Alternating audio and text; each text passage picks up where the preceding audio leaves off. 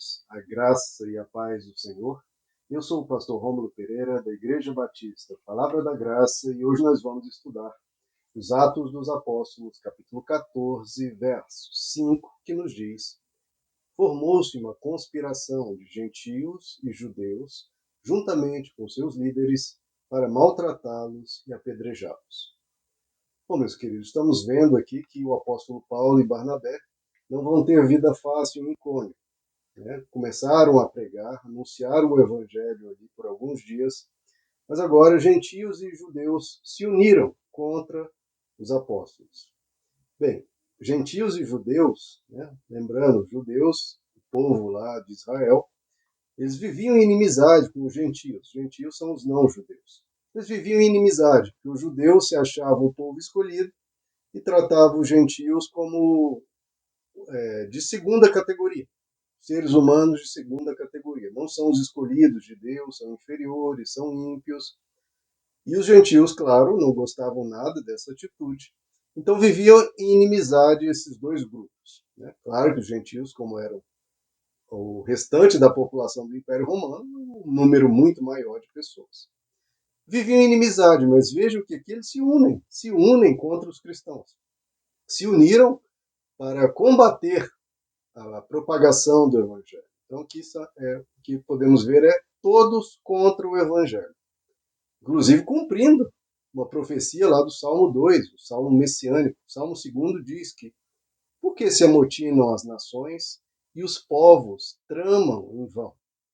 Os reis da terra se levantam e os príncipes juntos conspiram contra o Senhor e contra o seu ungido, dizendo: Rompamos as suas ataduras e sacudamos de nós as suas cordas. Então veja que a profecia do Salmo está se cumprindo aqui. Se cumprindo, perseguindo primeiro Jesus, o levando à cruz, e perseguindo os apóstolos. Por onde quer que se pregava o evangelho, levantava-se perseguição, como o Salmo diz, né? Se amotinavam, tramavam, conspiravam contra o Senhor e contra o seu ungido. O mais interessante, queridos, é que apesar de que todos, judeus, gentios, nações, príncipes, reis, todos os poderes militares, políticos, se levantando contra a pregação do evangelho, que não tinha poder algum, não tinha poder político, não tinha poder militar. E quem foi que venceu, no final das contas? Os milhões que se levantavam contra o evangelho, com poder militar, com poder político, com poder financeiro, com o poder da lei, contra algumas centenas de cristãos, alguns milhares, poucos milhares, sem nenhum poder. Quem foi que venceu? A pregação do evangelho. Então veja, queridos, o evangelho, conquanto seja pregado segundo as escrituras, segundo Cristo, vai sempre triunfar. Por isso os cristãos não devem temer ou mesmo negociar seus valores. Não, a gente precisa, para defender o evangelho, se vender à política, fazer alguns acordos, né, fazer algumas concessões, fazer alguns conchavos, algumas alianças políticas. Vamos ter que aqui negociar para que a gente vença um suposto inimigo ou um inimigo verdadeiro que seja, enfim, temores que levam as pessoas a negociar valores do evangelho. Jamais faça isso, porque aí sim é a derrota. O evangelho é derrotado quando se negocia os seus valores, os seus princípios.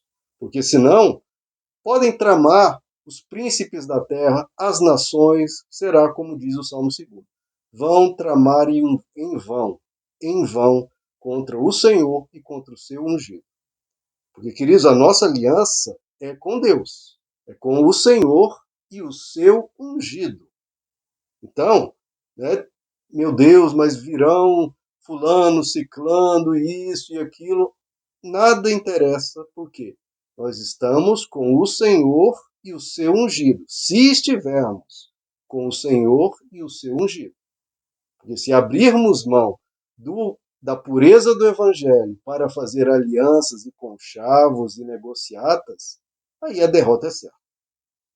Nenhum temor, nenhuma ameaça pode nos fazer, deve nos fazer, abandonar a pureza do Evangelho, como o Evangelho nos ensina a nos portar, inclusive em relação à política, que é uma relação de distanciamento, de separação. Aqui é o evangelho, política do lado de lá. O evangelho não se mistura com a política, como Jesus ensinou claramente. Dai a César o que é de César e a Deus o que é de Deus. São duas coisas separadas. Jesus, para poupar os seus apóstolos, poupar os seus discípulos, para que haja pregação do evangelho, ele não fez negociações. Olha, Herodes, eu estou aqui para conversar com você, para a gente fazer uma aliança, para que Pôncio Pilatos não atrapalhe, ou o contrário, não, deixa eu falar aqui com Pôncio Pilatos, para que Herodes não atrapalhe, ou deixa eu fazer uma negociação aqui com os romanos, ou uma negociação com partido X, partido Y, com os nobres tal, fulano de tal, senador tal, com o procônsul tal. Deixa eu fazer isso, porque senão seremos perseguidos, senão a propagação do evangelho será impedida. Nada disso. Jesus nunca fez isso. Nunca fez negociação com nenhum político. Nenhum dos apóstolos fez negociação com nenhum político, porque a pregação do evangelho, ela triunfa se for pregação do evangelho no modo e no jeito do evangelho, sem negociar, sem abrir mão da sua liberdade de anunciar o evangelho, conforme é de criticar a todos os políticos, a todos, em todas as esferas, na pureza do evangelho. E essa ousadia, queridos, nós nunca devemos perder. Jesus diz que as portas do inferno não prevalecem contra a sua igreja. Então, não é político, não é ameaça que for, vai prevalecer contra o evangelho, porque nem as portas do inferno, ou seja, nem o inferno inteiro, unido com todos os demônios, todos os principados, potestades, dominadores do mundo tenebroso, forças espirituais do mal, das regiões celestes, se todos eles se unirem, as portas do inferno não prevalecerão contra a igreja. A gente crê ou não nisso? Se crê nisso, não precisamos fazer qualquer aliança, qualquer preocupação política. A política do lado de lá, nós apoiamos, incentivamos as pessoas a participar da cidadania. Mas o Evangelho não faz negociações. O Evangelho prega. O Evangelho está aqui para anunciar o Evangelho. A igreja está aqui para anunciar Cristo como Senhor e Salvador de todos.